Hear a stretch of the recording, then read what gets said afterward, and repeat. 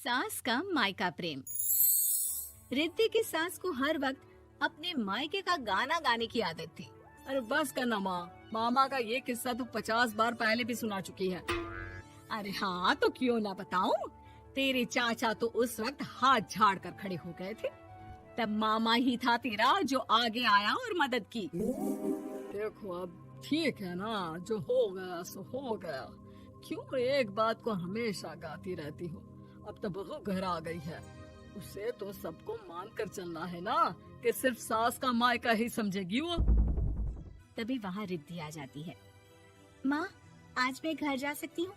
माँ को मेरी बहुत याद आ रही है। शादी के बाद एक बार भी नहीं गई। हाँ तो कौन जाता है। अरे मेरी शादी के बाद जब मैं बिदाई होकर आई, इतना बड़ा ससुराल मेरा, खाने वाले 10 लोग और बनाने वाली मैं सिर्फ एक। ऐसा लग रहा था जैसे सिर्फ खाना बनाने के लिए ही ब्याह किया है।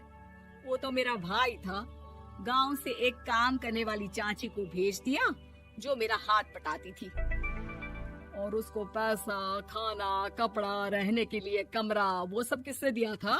तुम्हारे भाई ने। ये मामला रोज का था। ससुर भी जब गुस्सा होते तो वो सारी बात कह देते जो उनके मन में इतने समय से चल रही थी। मेरा भाई, भाभी, भतीजा, भतीजी सब छुड़वा दिया।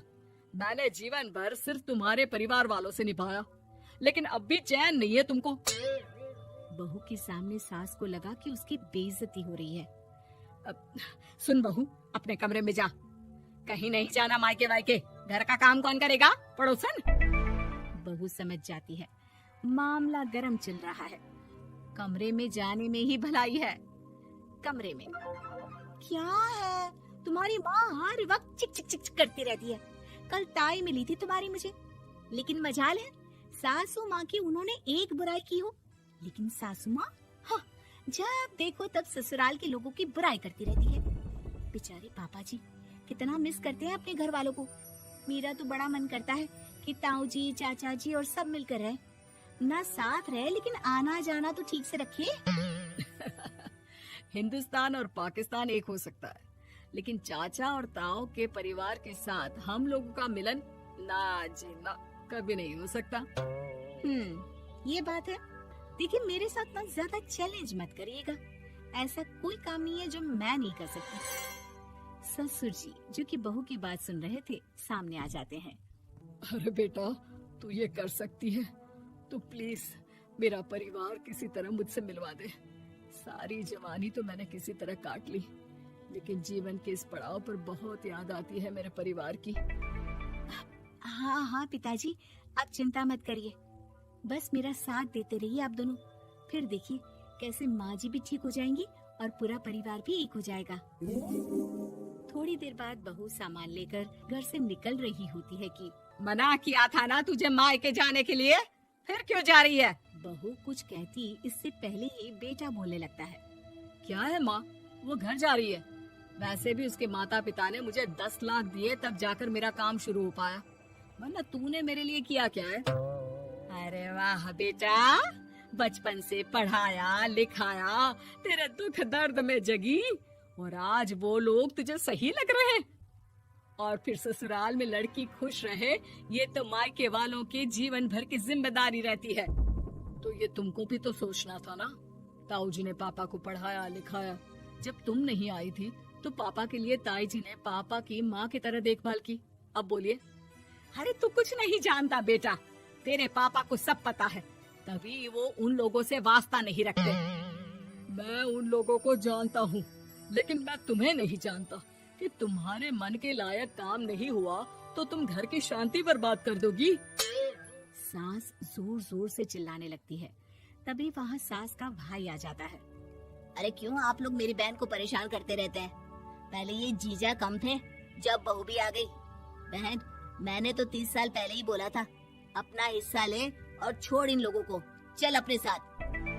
बहू समझ जाती है कि मामा ससुर की नजर किस पर है। देखा, तुम लोग मुझे अकेला मत समझना, मेरा भाई खड़ा है आज भी मेरे लिए। बहू मायके जाती है और आते वक्त साथ में एक नौकरानी ले आती है। अरे बहू, कुछ खाने को दे दे। अरे आंटी, क्यों भाभी को परेशान करती रहती हो? उनके भाई ने मुझे जिम्मेदारी दी है। किसी भी चीज की परेशानी नहीं होनी चाहिए भाभी को। जो चाहिए मुझे बोलने का। आय हाय, बहू के मायके वालों का इतना दखल। ये मेरा घर है, कोई कल का आए इसे पूरा कैप्चर कर ले, ये बर्दाश्त नहीं होगा मुझसे। क्या हो गया सासू माँ? क्यों सुबह सुबह चिल्ला रही हैं? चमेली, ओ चमेली, क्या कहा था मेरे भाई ने तुझे?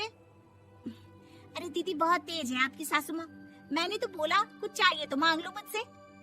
अरे निकल यहाँ से, घर को रेलवे स्टेशन बना रखा है, जो देखो वो घुमा जा रहा है यहाँ से वहाँ। ये कहीं नहीं जाएगी। ये जाएगी तो घर का काम कौन करेगा? मैं।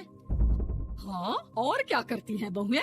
घर का काम ही तो करती हैं, इसमें नया क्या है? तभी वहाँ ससुर जी आ जाते हैं। हाँ, तो यही बात तो तुम्हें भी समझनी चाहिए थी ना। आज बहू के मायके से नौकर आ गया तो तुम्हें बुरा लग रहा है? अरे तो उस वक्त गर्मा गर्म खाना तो सबने खाया ना। ऐसा तो नहीं है कि मेरे मायके का नौकर था तो सिर्फ मेरे लिए बनाता था। अरे निकालो इसे, फिलहाल बाद में बात करती हूँ। सास का गुस्सा जोर से नौकरानी पर फूटता है। तभी वहाँ बेटा सामान के साथ आकर खड़ा हो जाता है। चलो रिद्धि, तुम ठीक बोलती हो। मेरी माँ को तो हम लोगों की कोई फिक्र है ही नहीं, ये तो सारा दिन सिर्फ अपने बारे में सोचती है। और देखिए, मैं अब से कह रही हूँ कि अब से इस घर की तरफ आपको देखना भी नहीं है। नहीं आना आज के बाद इन लोगों से मिलने। हाँ हाँ, बस कभी कभी दिन में 2 बार मिलने आ जाओ। नहीं, बिल्कुल नहीं। ससुर झूठा नाटक करते हुए। मेरी बीवी ने मुझे मेरे ही परिवार से दूर कर दिया, आज बहू मेरा इकलौता बेटा दूर कर रही है। हाय, कैसे जीऊंगा मैं?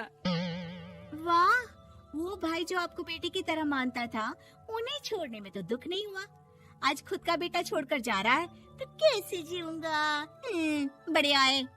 अब सास समझ चुकी थी कि उससे गलती क्या हुई है।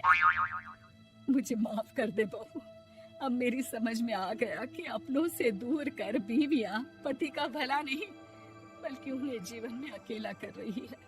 मुझे माफ कर दे, मैं अब सबसे माफी मांग लूंगी। ससुर जी दूर से बहू को थम्स अप दिखाते हैं।